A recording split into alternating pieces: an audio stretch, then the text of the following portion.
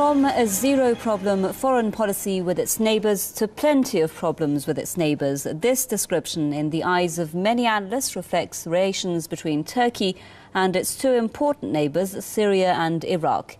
Ankara is accused of fueling tension in Syria and Iraq and warming up with Israel, where interests are shared with Washington and Tel Aviv. Has the policy of zero tension with neighbours gone all wrong? I'm Homa Lezgi, and this is The Debate.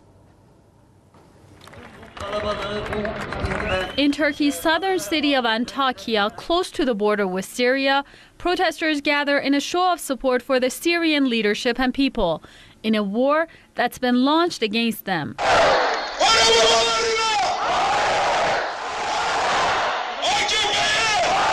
The protesters denounce Turkey's ruling party for fueling the war in Syria.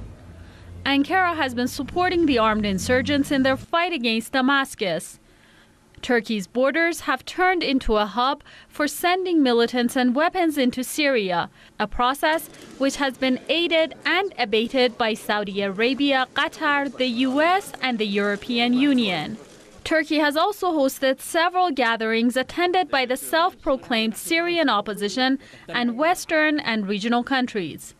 But Turkey's interference in its neighbors' affairs is not limited to Syria. In 2012, Iraq accused Ankara of meddling in its internal affairs when Turkish Foreign Minister Ahmet Davutoglu visited the northern city of Kirkuk. What angered Baghdad was Ankara's attempt to bypass the central government by directly sealing oil deals with the Kurdish regional government.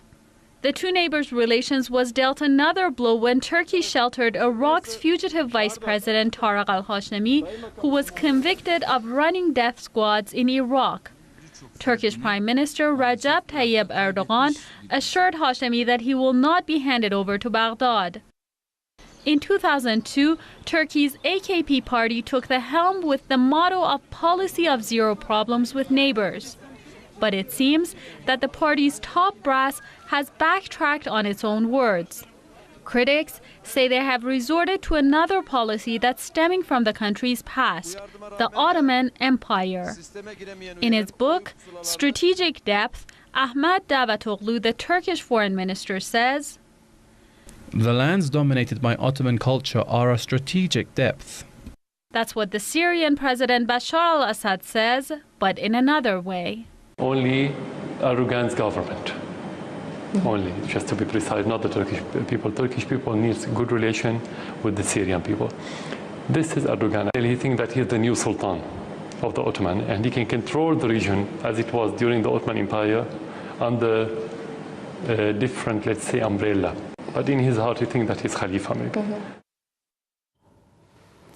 You're watching The Debate. Let's introduce our guests for you. With us live from New York is author and Emeritus Professor of Binghamton University of New York, Mr. James Petrus, and also with us live from Ankara, Professor of International Relations with the Middle East University, Mr. Hussein Bakci. Thank you very much, gentlemen, for being with us on this edition of The Debate. My first question to Mr. James Petrus in the United States. Now, we'll first of all refer to Turkey's role in Syria. Mr. Petrus, besides accusing Turkey of harbouring al-Qaeda-linked terrorists, Damascus also says Ankara is blocking measures for a political solution by pressuring Syrian opposition members. Would you agree with that?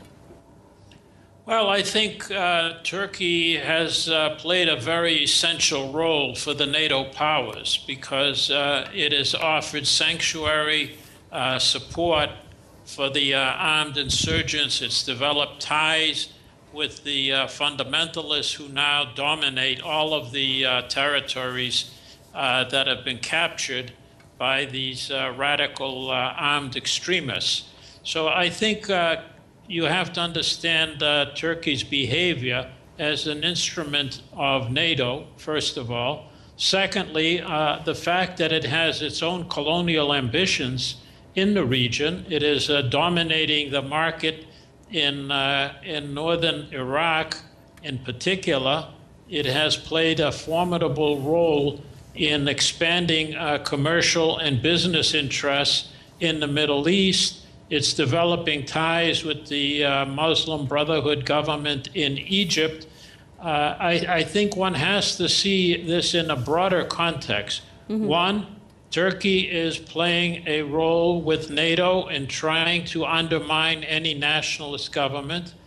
It is working with Israel surreptitiously, even as it claims to support the rights of the Palestinians. Yes. And most of all, I think in Syria, it has become the most decisive point of operation for the radical fundamentalists who are receiving full-scale support. And that's why I think many Turks are opposed to this policy in Syria, because they see that the Erdogan government is much less secular than it claims.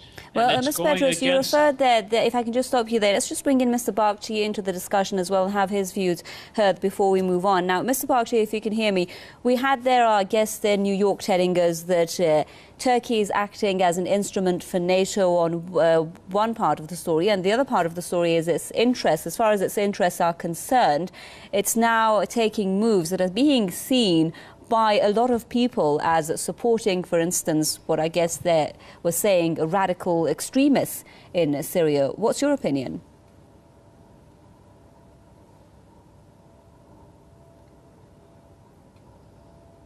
OK, it looks like we've lost our connection there with Mr. Bakhchi. We'll try to bring him back, though, just as soon as we can. Back to our guest in New York, Mr. Petros. Now, you were saying if Turkey's interests are involved, it's going to do actually what it has to do, even if it involves having the same interest with Israel and taking measures in line with Israel. But do you think Turkey is going to go as far as, if it comes to that occasion, launching direct military attack on Syria?